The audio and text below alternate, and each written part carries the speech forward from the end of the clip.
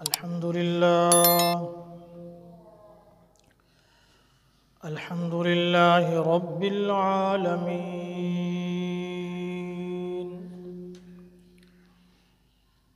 والعاقبة للمتقين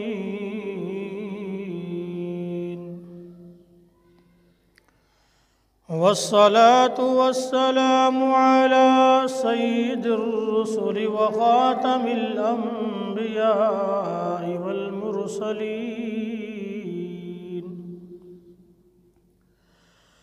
وعلى آله وأصحابه الطيبين الطاهرين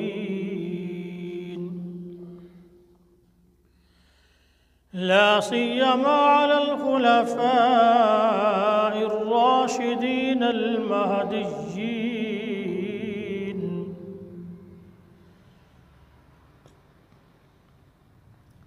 ولعنة الله على أعدائهم الرافضين الكافرين المرتدين إلى يوم الدين. أما بعد، أعوذ بالله من الشيطان الرجيم. بسم الله الرحمن الرحيم.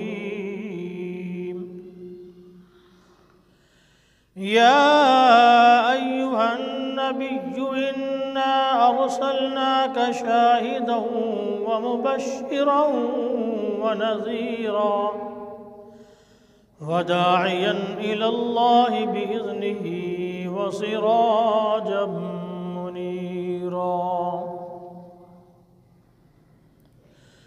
قال النبي صلى الله عليه وسلم: إنما بعثت لأتمم مكارم الأخلاق، أو كما قال عليه الصلاة والسلام.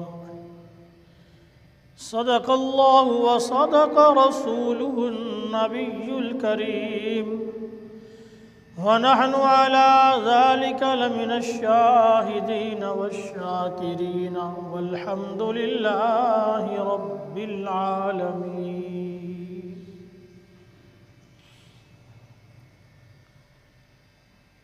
انتہائی واجب الاحترام قابل صد احترام میرے بھائیو دوستو، اصحاب رسول صلی اللہ علیہ وسلم سے تعلق رکھنے والے مسلمانوں،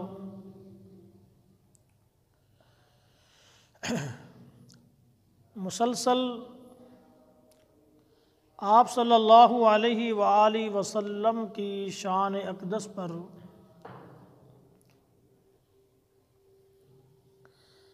بیانات کا سلسلہ جاری ہے۔ آج سورۃ الاحزاب کی 2 آیات مبارکہ تلاوت کی ہیں۔ انہی 2 آیات مبارکہ کی تشریح تفسیر آپ کے سامنے بیان کرنی ہے۔ خالق کائنات حق اور سچ کہنے کی توفیق نصیب فرمائے۔ گرامی قدر سامعین، جیسے اللہ تبارک و تعالی کے بہت سارے نام ہیں، ایسے ہی آپ صلی اللہ علیہ وآلہ وسلم کے بھی بہت سارے نام ہیں۔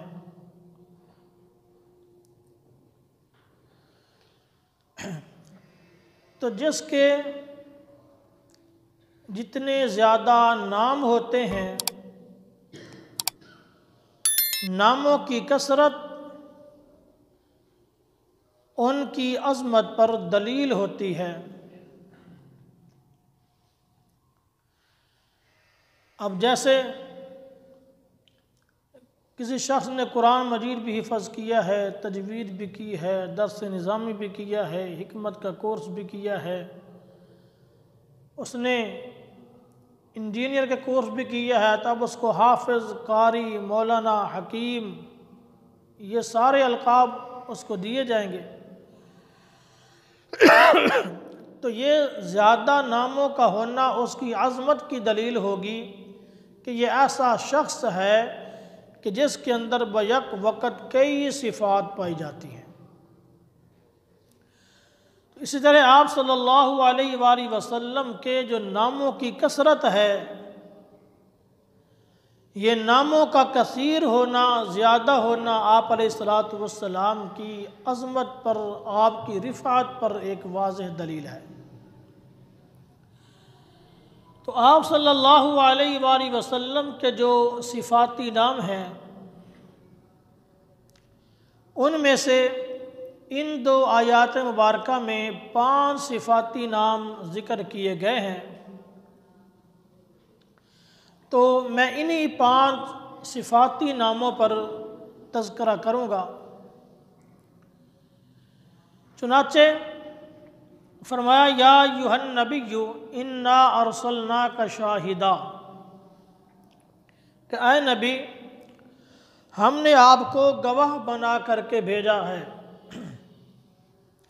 شاہد اور شہید کا معنی ہوتا ہے گواہی دینے والا، بیان کرنے والا۔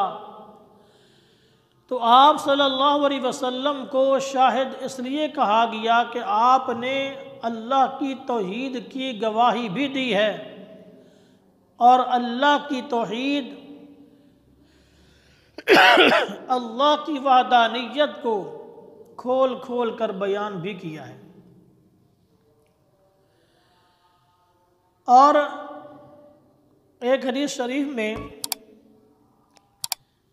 آتا ہے کہ آپ صلی اللہ علیہ وسلم روز قیامت بھی شاہد ہوں گے، اپنی امت پر گواہی دینے والے ہوں گے۔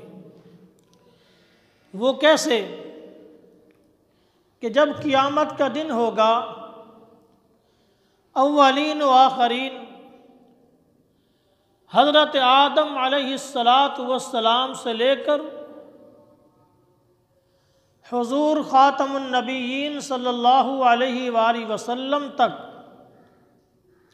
اور قیامت تک آنے والی تمام مخلوق میدان حشر کے اندر جمع ہوگی، تو اس وقت میدان حشر میں اللہ تبارک و تعالی سابقہ امتوں سے سوال کریں گے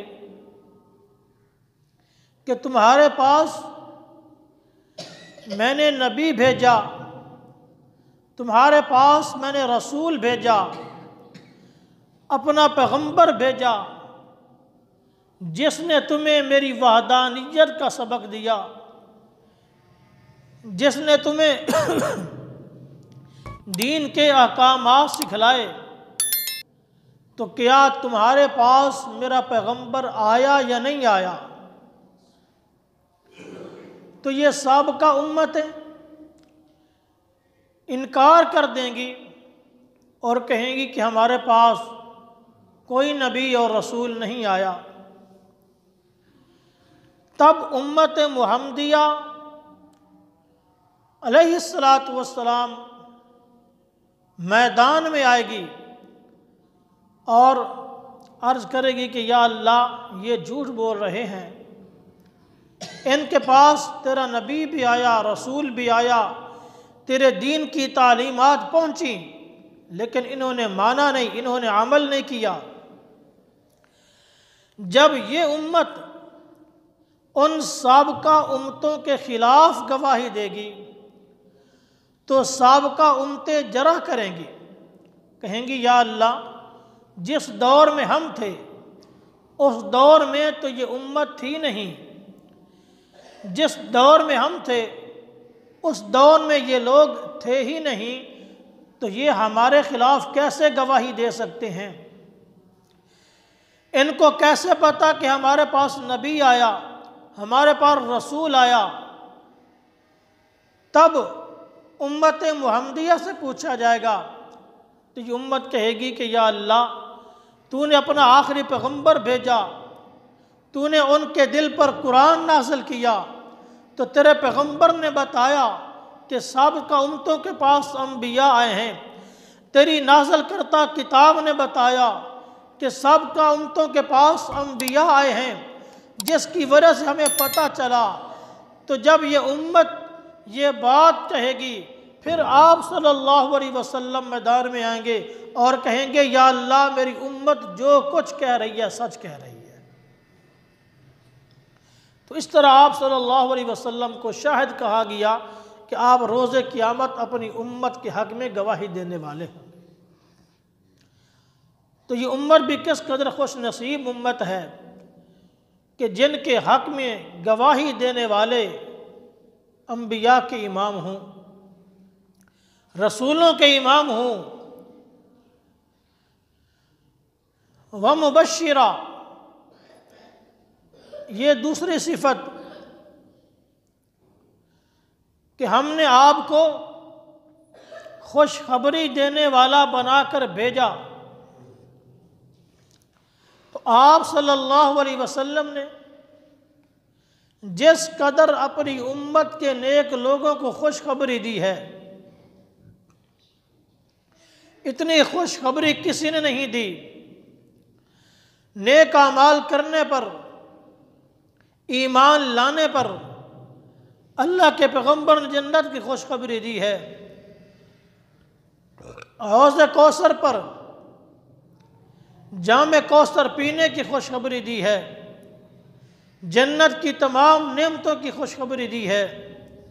قرآن پاک میں رب تعالی ارشاد فرماتے ہیں ان الذین قالوا ربنا اللہ ثم استقاموا، کہ جن لوگوں نے کہہ دیا ہمارا رب اللہ ہے، پھر اس پر ڈٹ گئے، اللہ کی توحید کا اقرار کیا، اللہ کی وحدانیت کا اقرار کیا، اللہ کی وحدانیت کا اقرار کرنے کے بعد ان پر مصیبتیں آئیں، یہ سہ گئے، ان پر ظلم ہوئے، یہ برداشت کر گئے، ان کے سامنے ظلم و تشدد ہوا، لیکن یہ سب کچھ برداشت کر گئے، ثم استقاموا، اس پر ڈٹ گئے، سب کچھ قربان کیا، اپنے عقیدے کو نہیں چھوڑا، اپنے مذہب سے ایک انچ بھی پیچھے نہیں ہٹے۔ فرمایا تتنزل علیہم الملائکہ، یا اللہ ایسے لوگوں کے لیے خوشخبری کیا ہے، ایسے لوگوں کے لیے انعام کیا ہے؟ اللہ فرماتے ہیں تتنزل علیہم الملائکہ، ایسے لوگوں کے لیے میں آسمان سے فرشتے نازل کرتا ہوں، وہ فرشتے آ کر کے خوشخبری سناتے ہیں، اللہ تخافوا ولا تحزنوا، کہ اے لوگوں تمہارے اوپر نہ کوئی خوف ہوگا، نہ غم ہوگا، نہ تمہیں خوف کرنے کی ضرورت ہے، نہ تمہیں غمگین ہونے کی ضرورت ہے۔ وَأَبْشِرُوا بِالْجَنَّةِ، ایسے لوگوں کو اللہ دنیا کے اندر جنت کی خوشخبری سناتے ہیں، الَّتِي كُنْتُمْ تُوعَدُونَ، جس کا تم سے وعدہ کیا گیا ہے۔ تو یہ توحید کا عقیدہ اس قدر عظیم عقیدہ ہے کہ جو یہ عقیدہ اپنانے کے بعد اس پر ڈٹ جاتا ہے، اللہ دنیا کے اندر جنت کی بشارتیں سناتے ہیں۔ تو آپ صلی اللہ علیہ وسلم نے دنیا کے اندر بشارت سنائی ہے ایمان والوں کو۔ وَنَذِيرًا، یہ تیسری صفت ہے۔ فرمایا میرے پیغمبر ہم نے آپ کو ڈرانے والا بنا کر کے بھیجا ہے۔ تو جہاں پر اللہ کے رسول صلی اللہ علیہ وسلم ایمان لانے والوں کو، نیک اعمال کرنے والوں کو جنت کی خوشخبری سنانے کے لیے آئے، وہیں پر ایمان نہ لانے والوں کو، نیک اعمال نہ کرنے والوں کو اللہ کے پیغمبر ڈرانے کے لیے بھی آئے ہیں، عذاب کی وعید سنانے کے لیے بھی آئے ہیں۔ کفار مکہ اپنے کفر میں ایسے مضبوط تھے، اپنے شرک کے اندر ایسے پختہ تھے کہ یہ کہہ دیتے فَأَمْطِرْ عَلَيْنَا حِجَارَةً مِّنَ السَّمَاءِ أَوْ ائْتِنَا بِعَذَابٍ أَلِيمٍ، کہ جس عذاب کی تو ہمیں وعید سناتا ہے، اگر تو اپنے دعوے میں سچا ہے تو فَأَمْطِرْ عَلَيْنَا حِجَارَةً مِّنَ السَّمَاءِ، ہم کفر کرتے ہیں، ہم شرک کرتے ہیں بقول تمہارے، تو پھر ہمارے اوپر آسمان سے پتھر برسائیے، اَوْ ائْتِنَا بِعَذَابٍ أَلِيمٍ، یہ اس کے علاوہ کوئی اور دردناک عذاب لے کر کے آئیے۔ تو اللہ نے فرمایا وَمَا كَانَ اللَّهُ لِيُعَذِّبَهُمْ وَأَنْتَ فِيهِمْ، کہ میرے پیغمبر نہ ماننے والوں کو، کفر کرنے والوں کو عذاب دینا میرا سچا وعدہ ہے، لیکن جب تک آپ اس دھرتی پہ موجود ہیں، آپ کی موجودگی میں میں اس دھرتی پر عذاب نازل نہیں کر سکتا۔ وَنَذِيرًا، تو آپ صلی اللہ علیہ وسلم کی یہ صفت تبشیر اور تنذیر یہ ساتھ ساتھ ہوا کرتی تھی کہ نیک اعمال کرنے والوں کو خوشخبری اور نہ ماننے والوں کو، برے اعمال کرنے والوں کو عذاب کی وعید۔ گرامی قدر سامعین، وَدَاعِيًا إِلَى اللَّهِ بِإِذْنِهِ، یہ چوتھی صفت ہے۔ فرمایا میں نے اپنے پیغمبر کو داعی اللہ بنا کر کے بھیجا، اللہ کی طرف دعوت دینے والا، اللہ کی طرف لوگوں کو بلانے والا، عقیدہ توحید کی طرف لوگوں کو بلانے والا بنا کر کے بھیجا ہے۔ یہ آپ صلی اللہ علیہ وسلم کی صفت تھی۔ تو اللہ کے پیغمبر نے، اللہ کے رسول نے داعی اللہ ہونے کا حق ادا کیا ہے۔ اللہ کے پیغمبر نے نہ دن دیکھا، نہ رات دیکھی، نہ گرمی کو دیکھا، نہ سردی کو دیکھا، 24 گھنٹے فکر ہے تو اپنی امت کی فکر ہے، اپنی ذات کا غم نہیں، اپنی امت کا غم ہے۔ پوری رات مصلی بچھا کر اللہ کے حضور گڑ گڑاتے تھے، پوری رات مصلی پہ کھڑے ہو کر کے اللہ کے حضور نوافل پڑھتے، دعائیں مانگتے تھے۔ یہ کس کے لیے؟ اپنی ذات کے لیے نہیں، بلکہ اپنی امت کے لیے، تیرے لیے، میرے لیے۔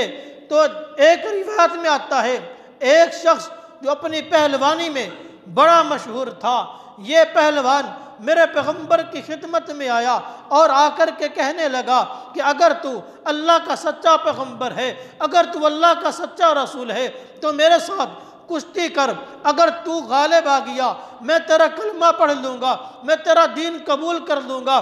اللہ کے پیغمبر نے آسمان کی طرف نگاہ اٹھا کر کے کہا کہ یا اللہ، میں جانتا ہوں تو نے مجھے کشتیاں لڑنے کے لیے، کشتی کرنے کے لیے نہیں بھیجا، لیکن اگر کشتی کرنے سے ایک انسان دائرہ اسلام میں داخل ہوتا ہے، میرا کلمہ پڑھ لیتا ہے، تو یہ کشتی کرنا بھی مجھے سر بچشم قبول ہے۔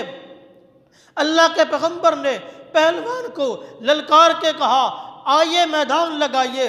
پہلوان میدان میں آتے ہیں، ادھر سے آپ صلی اللہ علیہ وسلم میدان میں آتے ہیں۔ ان کے ساتھ اللہ کی طاقت تھی، اللہ کی قوت تھی۔ اللہ کے پیغمبر نے پہلوان کو اٹھا کر کے زمین پہ دے مارا۔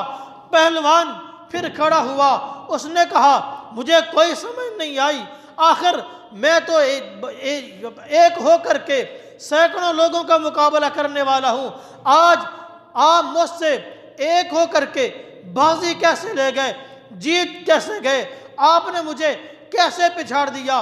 لہٰذا دوبارہ میدان میں آئیے، اگر آپ مجھے دوبارہ بھی مغلوب کر لیتے ہیں میں آپ کا کلمہ پڑھ لوں گا۔ اللہ کے پیغمبر نے فرمایا پڑھیے بسم اللہ۔ پہلوان دوبارہ میدان میں آتا ہے، ادھر سے اللہ کے رسول میدان میں آتے ہیں۔ اللہ کے پیغمبر نے اٹھایا اور زمین پہ دے مارا۔ اس پہلوان کا سر چکرا گیا کہ میں اتنا وقت کا اور اپنے علاقے کا مشہور پہلوان ہوں کہ سینکڑوں لوگ میرا مقابلہ کرنے کے لیے تیار نہیں ہوتے، آخر وجہ کیا ہے؟ یہ ایک ہو کر کے مجھے پچھاڑ لیتا ہے۔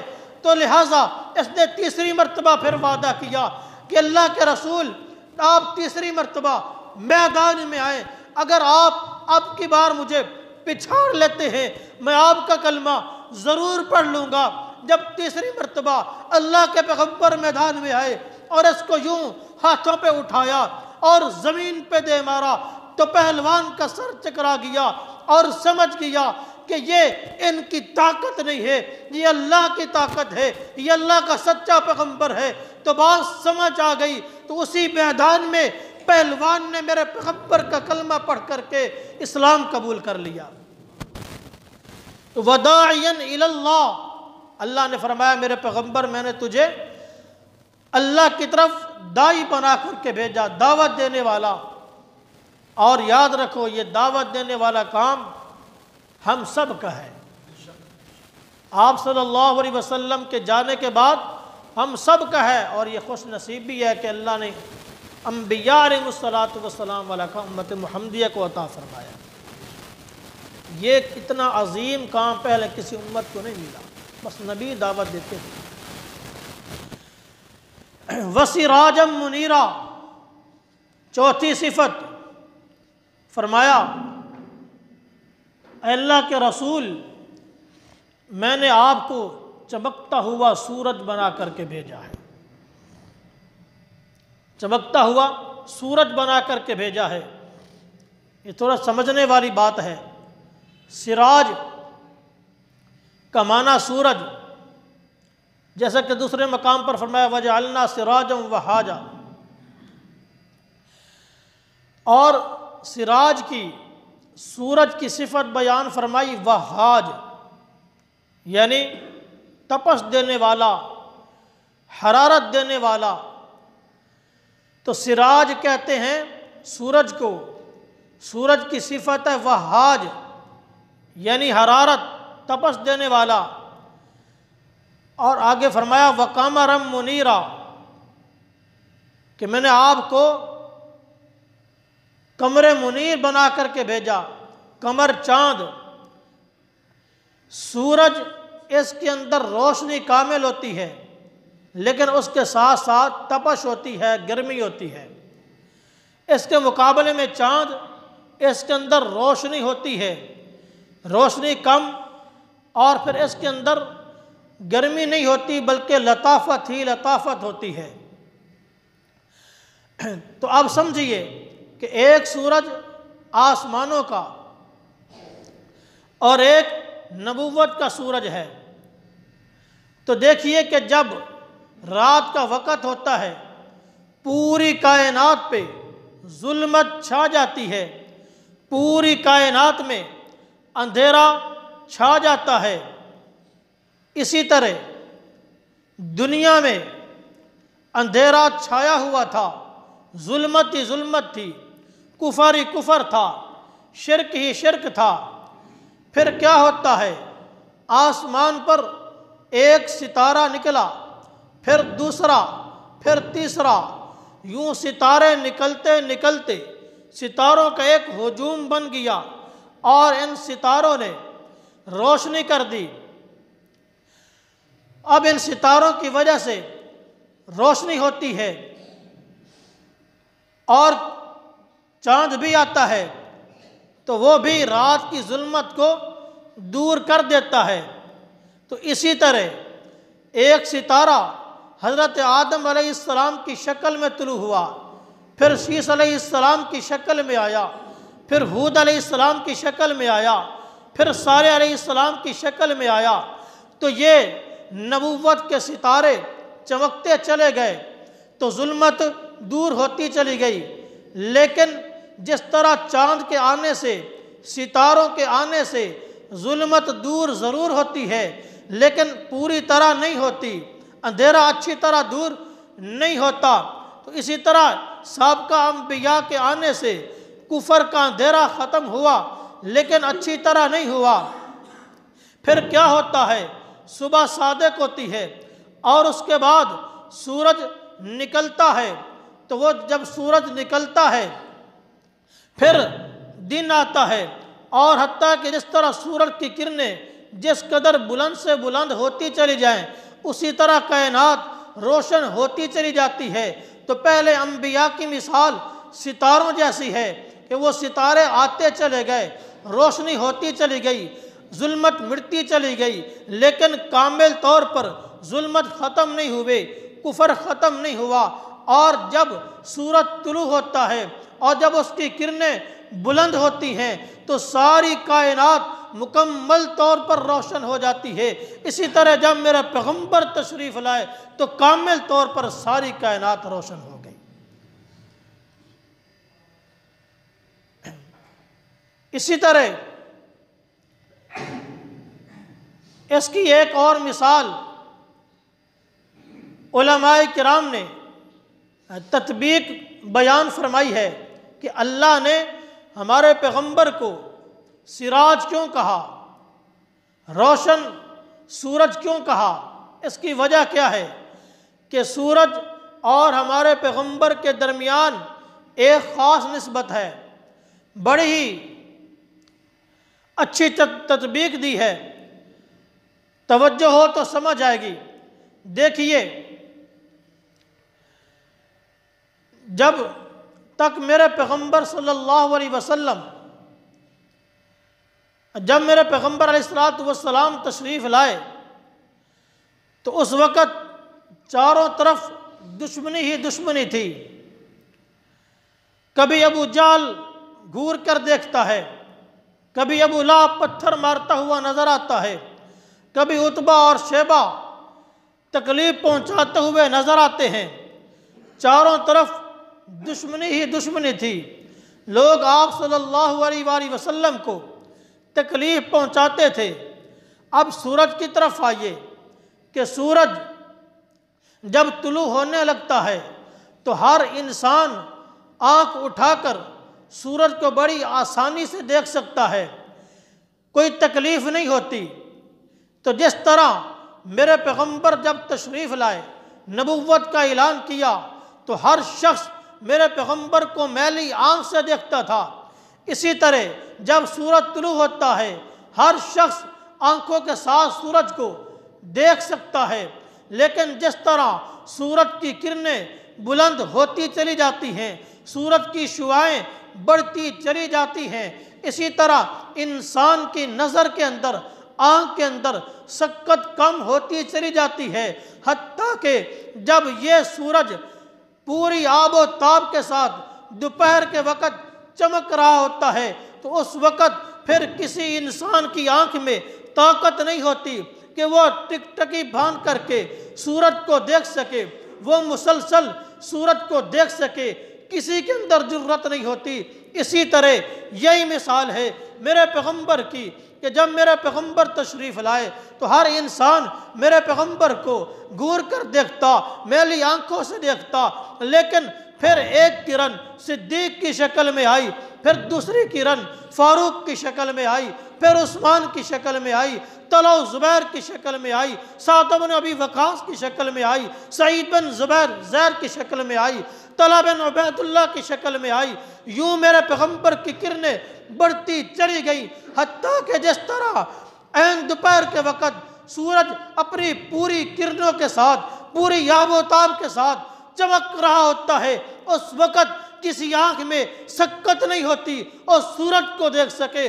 اسی طرح جب میرے پیغمبر کی کرنیں 1,44,000 صحابہ کی شکل میں پوری ہو گئی تو پھر کسی منحوس، کسی بدبخت کی جرت نہیں تھی کہ میرے پیغمبر کو میلی آنکھ سے بھی دیکھ سکے۔ وَدَاعِيًا إِلَى اللَّهِ بِإِذْنِهِ وَسِرَاجًا مُنِيرًا، فرمایا ہم نے اپنے پیغمبر کو سراج منیر، چمکتا ہوا سورج بنا کر بھیجا ہے جس نے سارے عالم کو روشن کر دیا۔ لوگ کہتے ہیں نور ہے نور ہے، اور کہتے ہیں ہم نے بڑی شان بیان کر دی۔ قرآن نے تو منیر کہا ہے، نور ہوتا ہے جو جس کی اپنی خود کو روشن کرے، منیر ہوتا ہے جو دوسروں کو بھی روشن کرے۔ تو میرے پیغمبر دوسروں کو بھی روشنی پہنچانے والے، دین کی روشنی پہنچانے والے، حق کے راستہ کی روشنی پہنچانے والے۔ تو گرامی قدر سامعین، اتنے عظیم پیغمبر رب کائنات نے چن کر ہمیں عطا فرمائے ہیں۔ یہ عظیم چیزیں مانگنے سے نہیں ملا کرتی، اللہ نے بن مانگے عطا فرمائی ہیں، تو ہمارا بھی حق بنتا ہے کہ ہم اس عظیم پیغمبر کی قدر کریں۔ اور وہ قدر کیا ہے کہ آپ صلی اللہ علیہ وآلہ وسلم کی تعلیمات پر عمل کریں۔ آپ علیہ السلام نے جو دین اپنی امت کو دیا ہے اس دین پر مکمل عمل کریں، مسلمانوں کے لیے دین ہے۔ اگر کافر میرے پیغمبر کو تکلیف پہنچاتے ہیں تو کیا ہم مسلمان ہو کر اپنے پیغمبر کا کلمہ پڑھ کے کیا آپ کو تکلیف نہیں پہنچاتے؟ سوار اور جمعرات والے دن ہر امتی کے اعمال ہمارے آقا صلی اللہ علیہ وسلم کو پیش کیے جاتے ہیں، تو جب ہمارے برے اعمال آپ علیہ السلام کو پیش کیے جاتے ہیں تو کیا گنبد خضرا میں روضہ اقدس کے اندر میرے پیغمبر کا دل نہیں دکھتا؟ اگر قادیانی میرے پیغمبر کا دل دکھا رہا ہے تو مسلمان بھی میرے پیغمبر کا دل دکھا رہا ہے۔ اس لیے میرے بھائیوں، آپ علیہ السلام کی تعلیمات کے مطابق زندگی گزارو اور اپنی آخرت کو سنوار لو، اپنی قبر کو بنا لو، آپ علیہ السلام کی سنتوں پر عمل کر لو۔ یہ نہ ہو کہ آج ہم غفلت کی زندگی گزار کر کے جائیں اور پھر آخرت میں ہاتھ ملتے رہ جائیں۔ اس لیے کم از کم روزانہ کی 5 نمازیں اور تلاوت، یہ تو انسان اس کی پابندی کر سکتا ہے۔ اللہ تبارک و تعالی مجھے بھی آپ کو بھی آپ علیہ السلام کی تعلیمات پر، آپ کے لائے ہوئے دین پر عمل کرنے کی توفیق نصیب فرمائے۔ وآخر دعوانا الحمد للہ رب العالمین۔